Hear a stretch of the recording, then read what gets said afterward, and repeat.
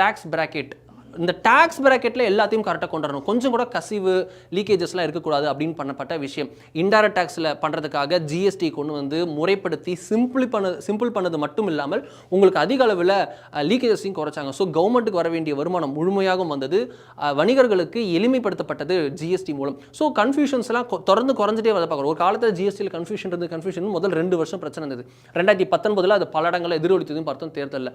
ஆனாலும் அவர்கள் மீண்டு வந்தார்கள். அதுக்கப்புறம் பார்க்குறோம் ஜிஎஸ்டியில் இருக்கக்கூடிய பிரச்சனைகள் ஒன்னொன்னாக களையெடுக்கப்பட்டு தற்போது எந்த பிரச்சனையும் இருப்பதில்லை. டாக்ஸ் பிராக்கெட் உயர்ந்திருக்கிறத பார்க்குறோம். ஜிஎஸ்டி கலெக்ஷன்ஸ் ஒவ்வொரு மாதமும் உயர்ந்துகிட்டே போகிறத பார்க்குறோம். அவ்வளோ பெரிய ரீச் இருக்குது இன்டைரக்ட் டேக்ஸில். டைரக்ட் டேக்ஸ்லையும் பார்க்குறோம் மிகப்பெரிய அளவில் வந்து நேரடி வரி வருவாய் வந்து உயர்ந்து கொண்டே வருகிறது. குறிப்பாக டிமானிட்டைசேஷனுக்கு அப்புறம் அதிக அளவில் வந்து டைரக்ட் டேக்ஸ் வருமான வரி கட்டுபவர்களின் எண்ணிக்கை அதிகரித்திருக்கிறது. இதன் மூலம் நாட்டின் வருமானம் உயர்ந்திருக்கிறது. அதன் மூலம் நாடு அதிகமாக செலவிடுகிறது, அதிகமாக திருப்பி பொருளாதாரத்தை உயர்த்துகிறது.